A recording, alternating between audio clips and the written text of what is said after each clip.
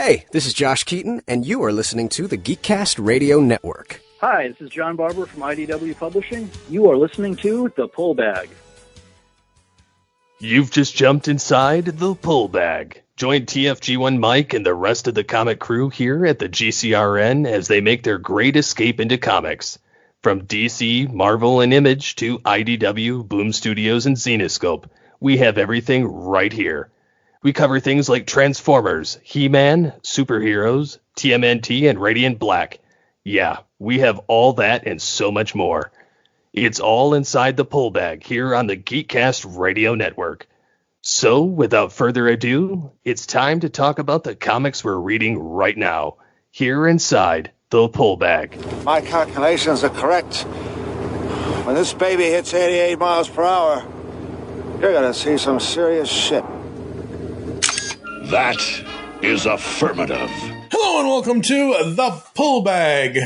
But this isn't just The Pull Bag, it is also... all things Transformers. That's right, because we are crossing over to talk about IDW Publishing's Transformers Back to the Future. I'm, of course, TFG1Mike. You are...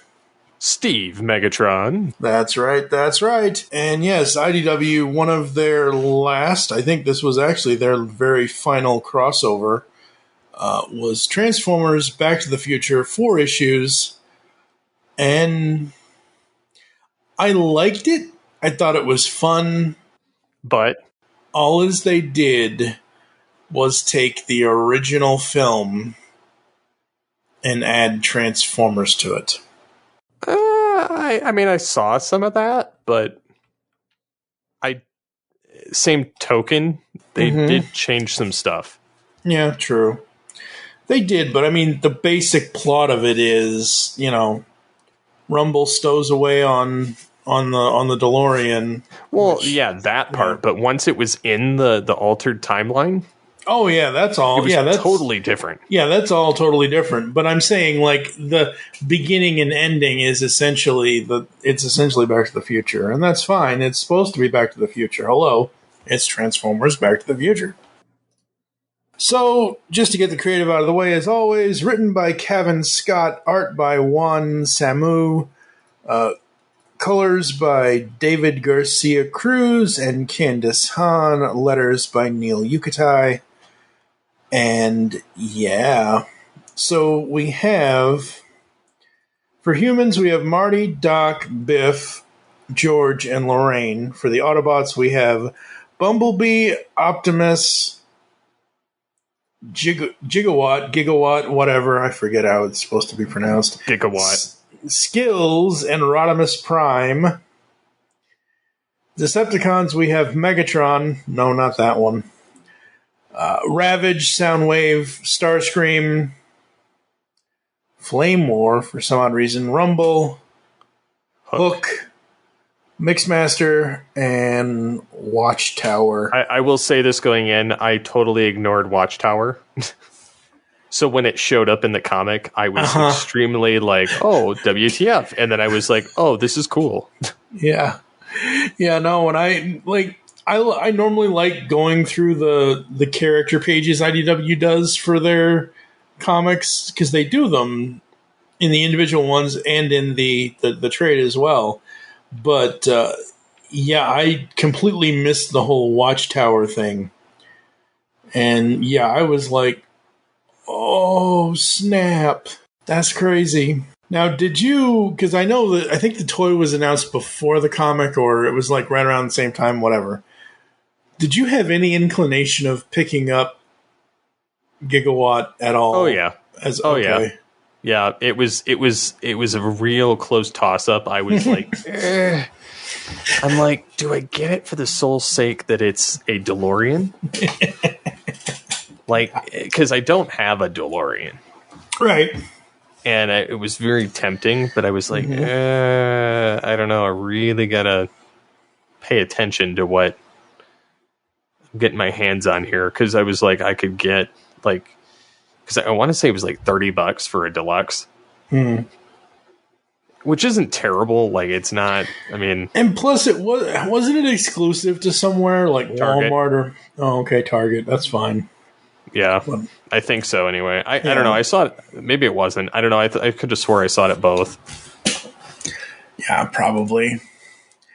So the plot of this is interesting. As you said, yes, you are right. The middle section is issues 2 and 3 are the most interesting out of this because, let's face it, there's only so much you can do Back to the Future style at the beginning and ending. Like, you have to kind of sort of set things right. And this starts with, Marty being chased by the Libyan terrorists. And then we get to the Transformers, and all hell breaks loose. Well, and Ravage and Rumble are scouting it out for Megatron. Yep. And then Rumble is like, the car vanished. What do you mean it vanished? I said what I said, Megatron. Flash of light, gone. Yep. And then Ravage scans, and they're like, trans-temporal particles detected. And Megatron's like, time travel? Yep. He's like, how are they doing that? And and instead of like, they were doing the true deception thing. Yeah, very much so. Yeah. And he was about to shake things up, and Bumblebee got in the way. And what's funny is they still were trying something terrible not to be seen, the Decepticons and the Autobot. Mm-hmm. It's like the Decepticons normally wouldn't care. Yeah. Yeah, normally they wouldn't care, but because I think they have to follow the Back to the Future rules of the whole, like, why are the... Because it seems to me, and I could be getting this wrong. Did the Autobots and Decepticons come back from the future in this, or were they already? No, they were on the Ark. They were already here. Okay, they were. Yeah, this was like 84, like when they woke up. Yeah. Yep. Because it's 85. Okay, yeah. Right. I will say, I find this absolutely great. How we do start with Optimus and Bumblebee, and then we eventually get to Rodimus. That was hilariously good. I do find it weird how Marty goes to sleep in one timeline and wakes up in the other, but remembers everything. Yeah, that was a little... It's a little bit of a paradox there. Yeah. Because it reminds me of when in the original movie, in the second movie, when he goes, at the end of the first one, he goes back, but in the beginning of the second one, he comes back. Yeah, but he travels, whereas here, he doesn't. Yeah, no, he doesn't. He remembers, and he shouldn't. Yeah, he shouldn't. But I did like the shocking, don't just stand there gaping, get on the transport before we get zapped. Zapped? And then they're in a Energon internment camp. Yep. I love the designs. I really dig the art. Marty and Doc could stand to look a little bit better, but they're not bad. But the Autobots and the Decepticons, they look perfect. They look perfect. I mean, it's a specific design. It's still G1, but it's not your standard 84 G1. It is and it isn't. It's... Like, I'm looking at Bumblebee. Like a modern deco of it. Yeah. Like, Bumblebee looks like he could be, off the Volkswagen assembly line yesterday. Or another brand car. Yeah. Yep. But I was really enjoying the appearances and the designs, and Biff, you could clearly tell, and George McFly, and yeah. Oh, Biff. What a butthead. Yeah. And, Starscream is, still his taskmaster, and you see Biff, instead of him ruling everyone like he thinks, he's like, Lord Starscream, sir, I didn't know we were scheduled for an inspection. Yeah. Biff is a lackey. Like, dum, dum, dum, on his head. Yeah. Biff is a total lackey. But I found it funny, though, that Marty, like, flings a trash can lid at Starscream. It's like, who dares? What? Who dares assault Starscream? All I can think of is, and I know this is not what they're going for here, but all I can think of is Mikey and Turtles 3 with the burnt pizza. Yep. Frisbee, also good. Zing. And then I love the fact that he gets on this skateboard. Mm-hmm. This is just what I needed. Maybe my looks. And then the looks DeLorean comes out of nowhere. Yep. Yep. Comes out of nowhere. And okay, so overall, how do you feel about Gigawatt? I really like him. I love the design. Uh-huh. And I like the fact that he's reminiscent of Doc Brown. Mm-hmm. Because he even goes, "Great Scott!" Yeah.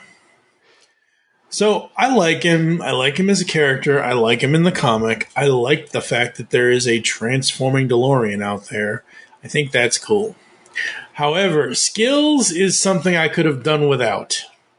It was, but I didn't hate him. I do really like the DeLorean Transformer, though. Yeah, no, absolutely.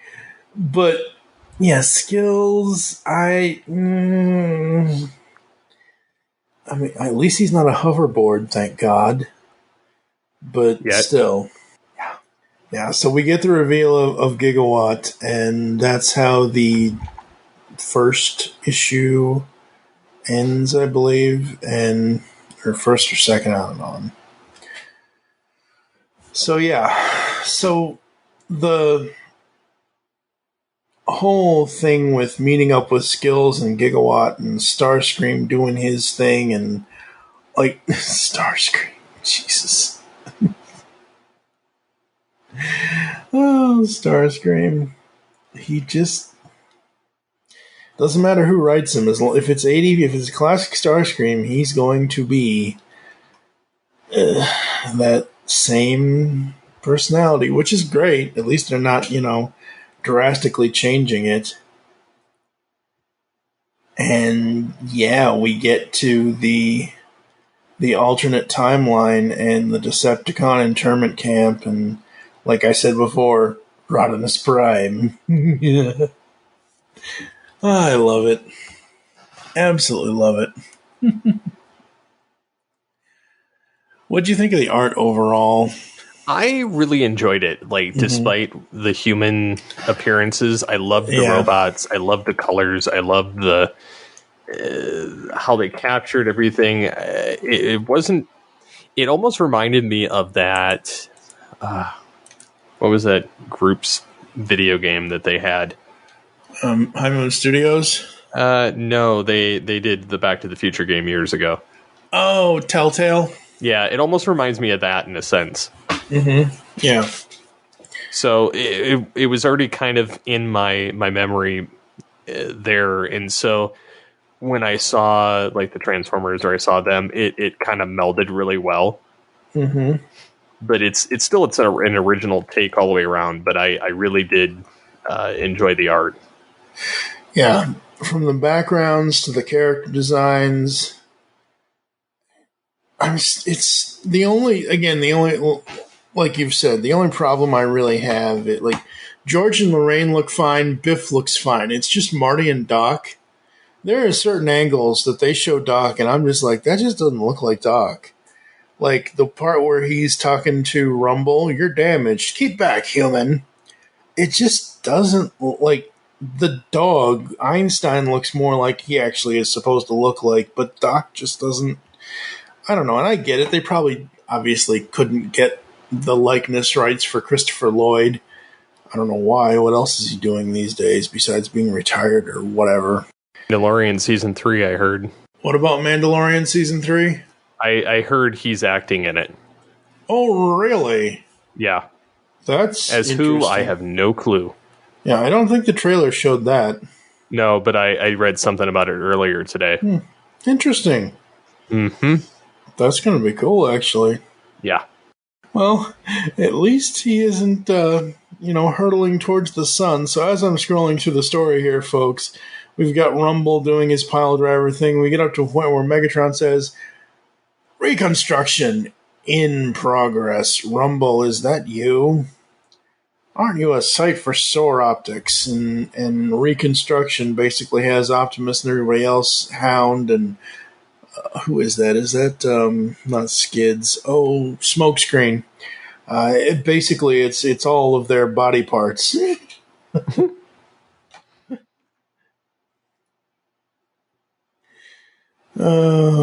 And the fact that there end up being two Rumbles and Megatron's like, oh boy, I need to get rid of one of these guys. Yeah. Those time paradoxes, guys, you gotta be aware of those. Oh man.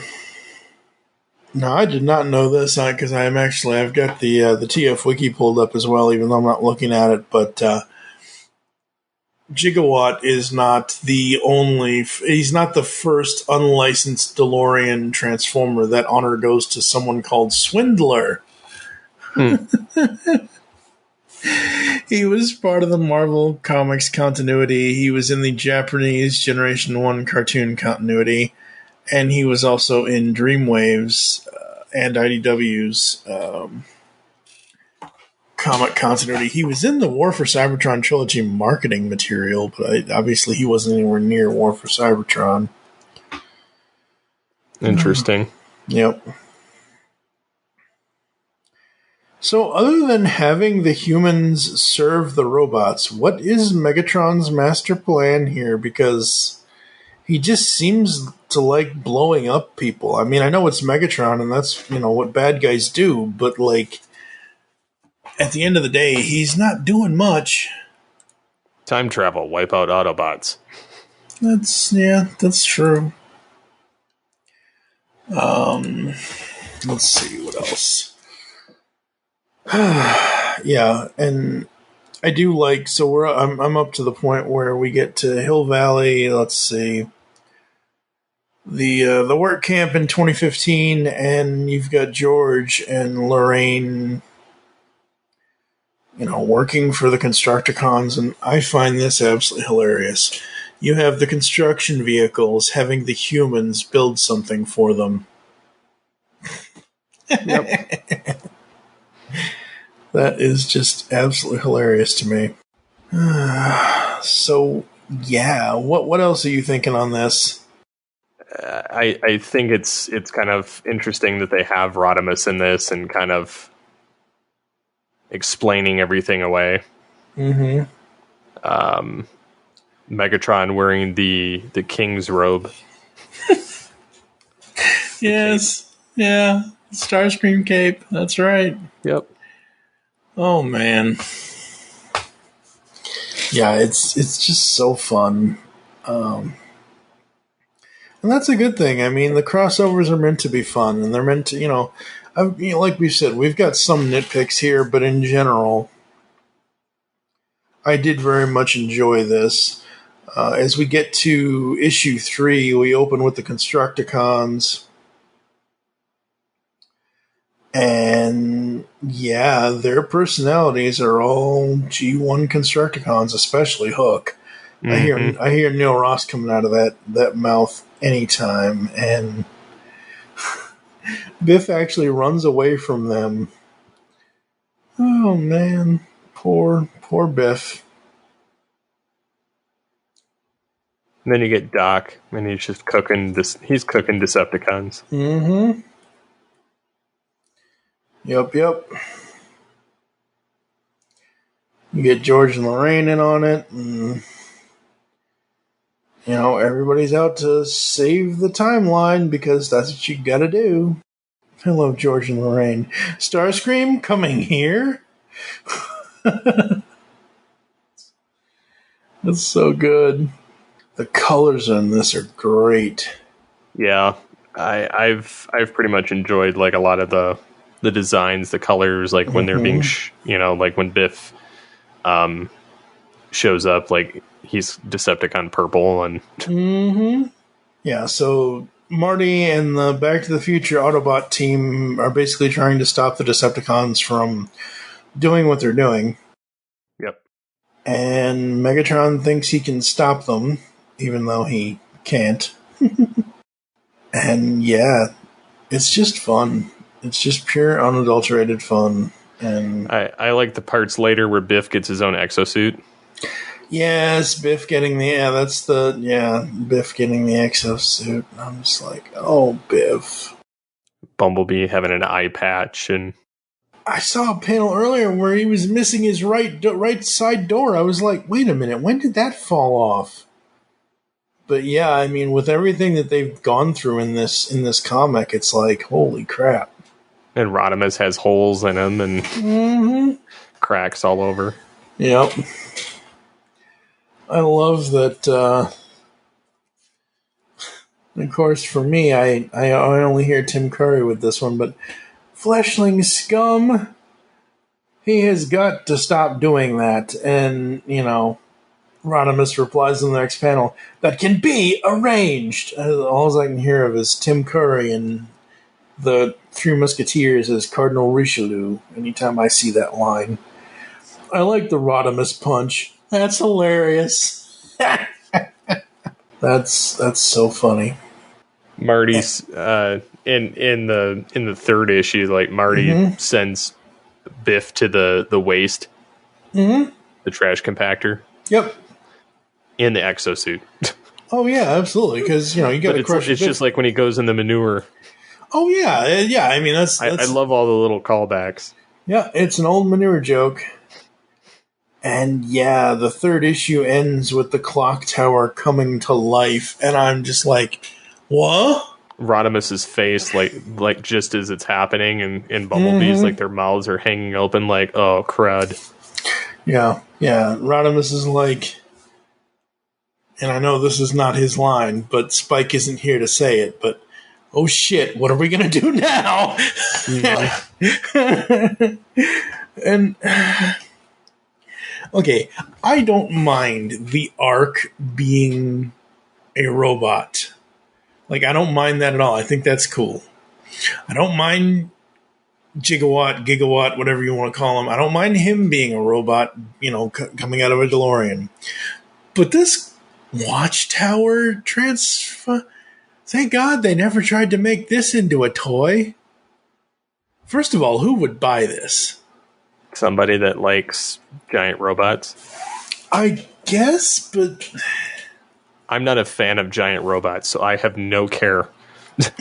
Well, I mean, Megatron did get larger and larger and larger as he progressed throughout Beast Wars, so...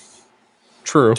So, I mean, you kind of do have a thing for big bots, and you cannot lie. No, I don't like the combiners or the city robots or those type. I mean, normally I do. Normally I'm cool with it, but this just makes no damn sense. And I'm sorry to the artist, but the design is kind of ugly. Like, I don't know. So yeah, we end issue 3 with Doc Brown saying, looks to me like we need to beat the clock once and for all. My eyes rolled so hard just now it was audible across the room. I mean, I get it. That's Doc Brown's sense of humor, and that's fine. I think the only thing that I absolutely love about the fact that there is a clock tower transformer is the final cover for issue 4 with this, like, time scepter in the center, and you have the Autobots and the humans, and then the clock tower up at the top there, with Gigawatt's face in the center of the timepiece. I think that's really, really cool. So yeah, chapter 4, issue 4 is essentially just a race against time, pun intended. Yep. And I love that Doc fixes the flux capacitor. Yep. Absolutely. The overall message of this comic, folks, is basically what Rodimus says on this one of the panels on this first page. Ha! This is why you'll never win, Decepticon, Autobots, and humans working side by side. Freedom for all! No destruction for all. Rodimus is down. But we're picking up speed. There's no time, Marty. You have to leave us behind. When this baby hits 88 miles per hour, you're going to see some serious shit. And he's like, we did it, Doc. And then, like, it's funny, his license plate goes and it says gigs. Yep. I thought that was a nice touch. And then he shows really up, cool. and then he's, like, all smashed up. Yep. Because he whacks into the other DeLorean. Yeah. And smashes it, and Rumble's like, wait, what? Yeah, Rumble doesn't know what the hell's going on. Yeah. And neither does Biff. Well, and Biff comes to the rescue. That's true. Biff does. And he says, be a pathetic earthlet. It's earthling, you idiot. so they have to chase Rumble down the little hole here, and then Rumble comes up against Optimus Prime, Jazz, Bumblebee, and Brawn. Yeah. And is that Ratchet on the left, on the right hand side by Bumblebee? No, I couldn't tell because I wasn't zoomed in far enough, and I was like, "Wait a minute, who the hell is that white Transformer?" And then they dump an Energon truck on top of him. Yep. Which I'm surprised that they did that because no. At first, I thought that was Long Haul. I thought that was the Constructicon at first. But yeah, Rumble gets Energon dumpage on him, and Optimus Prime has another one of his kneeling poses. Where is Marty McFly? Then I think it's funny they put the regular DeLorean back together. Mm-hmm. With the help of Gigawatt. Yep. Is it weird or I don't know? And they created a time travel paradox. Yep, they did. And you see both Optimus and Rodimus. Yeah, that's what I was just going to say. Is it weird? I know that doesn't happen often because, one leader usually has to die so the other one can take his place kind of thing. Mm-hmm. But, I mean, the hate plague notwithstanding, considering that Optimus had to defeat Rodimus, but I like seeing them stand side by side, but it still looks weird to me. Well, they did it in Headmasters. Yep. Before Prime sacrificed himself again. Yep. And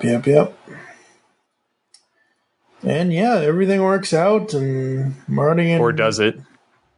Well, we're led to believe that it does, because... Until the very last panel. Well, yeah, that's what I'm saying. So what I'm getting to here is that we think that, traditionally for Back to the Future, the end of the film, Marty gets the 4x4, Doc and the Autobots go back to the future or do something or whatever. And then Marty goes to drive off, and we see the end, ? Because his 4x4 truck has a Decepticon logo on it. Yep. I think that might be the coolest Decepticon logo that I've seen, though. Because it's 3D. Yep. I just want to see his truck transform now. I don't think we're going to get that chance. I know. It just sucks. I only want it because then I could retool it as my old truck. Yep. Yeah, so Transformers Back to the Future, I absolutely dug it. I thought it was great. I thought it was fun. Relax! Enjoy the ride! You take an interesting concept like the Transformers and Back to the Future and you combine them, and it turns out to be maybe a not so believable story, but I guess it could be. I mean, it's all time travel. It's all, But it was fun. Yeah, exactly. That's the thing. It was fun, and it was interesting, and it led to places that you didn't think it was going to go. Because I can't count on any digits how many times Biff switched sides. First he was trying to play it up for Starscream and the Decepticons, then he was trying to play it up for the Autobots, and oh man, Biff. Oh boy. Alright, what are we going to rate this 0 to 5? I'll give it a 4.5. Overall. Yeah, overall. I'm right there at a 4 out of 5 overall for me.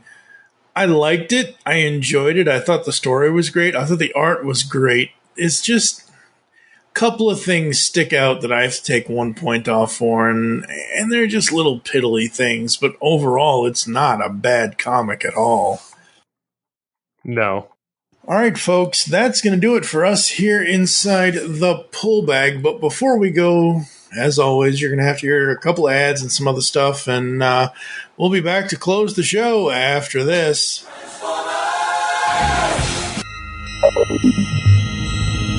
You are receiving a transmission from the Rod Pod. Upload pending. Stand by for soundtrack transfer. I am Maggie. And I am John. And we are trapped, hurtling through space in a ship shaped like Rodimus's head. The ship, for reasons we haven't been able to determine, contains the entire run of the IDW Transformers Phase 2 comic,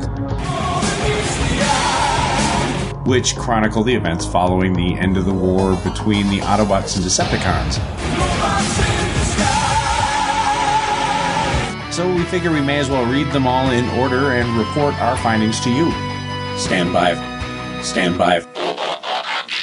Upload complete. Now.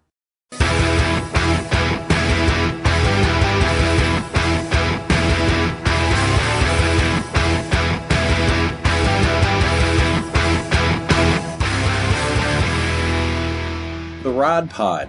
Look for us at marriedwcomics.libsyn.com, at iTunes, at Stitcher, or wherever good podcasts can be found. So, till all are one. Till all are one. So let's say you're looking for a podcast to your favorite 80s comic books, G.I. Joe, Transformers, Ninja Turtles, He-Man, etc. Where are you going to go to find this?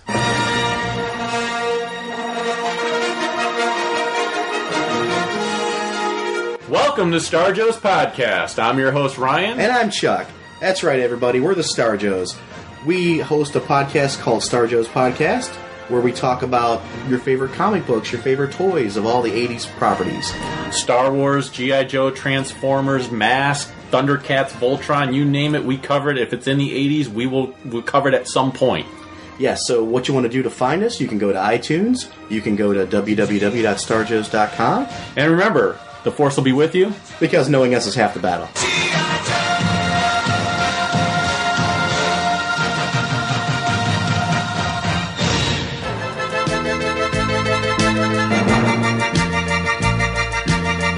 Hello, all sentient beings. Want the latest on everything going on in the Transformers multiverse? Check out the Transmissions Podcast Network. We've got weekly podcasts covering everything from Alpha Trion to Omega Supreme. From old school G1 all the way up to Cyberverse and beyond. And you don't want to miss Empire of Rust, the world's first and only Transformers live play role-playing game podcast. If you love Transformers, there's something for everyone at transmissionspodcast.com.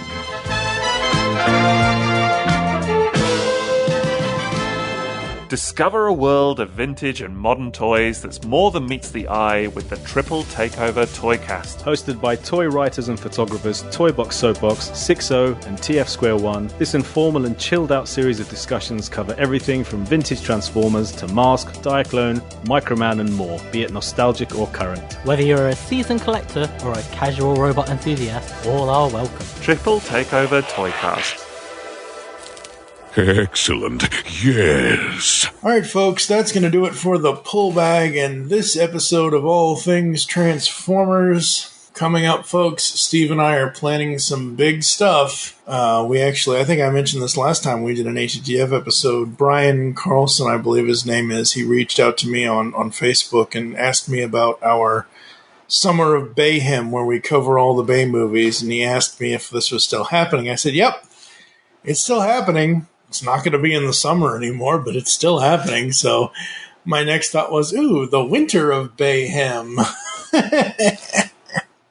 Well, you could say it's a cold winter and... Uh-huh. It's a cold winter on Cybertron and Earth. On Bay explosions. Yep, exactly. So we've got that. I'm sure we will catch up with the news and things like that as well. And there's a bunch of other things we're going to be planning out for the future of all things Transformers. As for the pull bag, we have got a bunch of stuff coming up.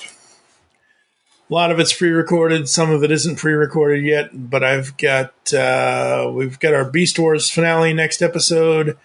Hahi Prime is going to join me for Livio Remendelli's The Kill Lock. I believe if we can get it scheduled, JT from Saskatoon is going to join me for Transformers vs. Terminator, Enemy of My Enemy. This was the crossover right before the Back to the Future crossover that IDW did. And then after that, a bunch of Origins episodes, and then 494 and 495 is me and my buddy Jesse W. Jackson from Set Listing Bruce talking about Tom Zoller's Long Distance and Warning Label, as the pull bag is just over 10 episodes away from 500 episodes. And as of this recording, All Things Transformers is 80 episodes away from 500. Yay! Yes. Oh boy. Where can the people find you on social media, sir? On the Twitters at SCP21. You can also follow me at TFG1Mike on Twitter, at Geekcast Radio, at The Pullbag, at All Things TFV3 on Twitter as well. Make your great escape into comics, and we will be transforming your world next time here on one of these podcasts. First we crack the shell, then we crack the nuts inside. No. Oh.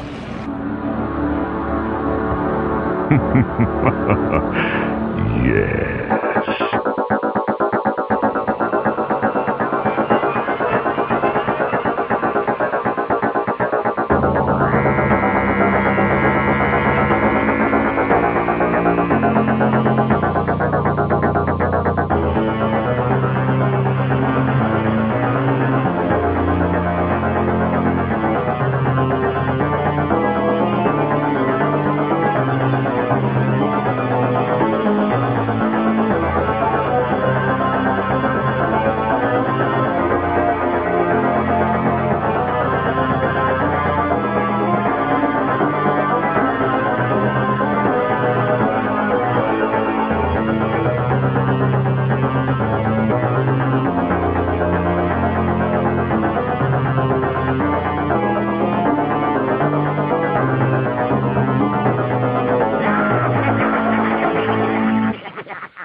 I wish to speak to my lawyer.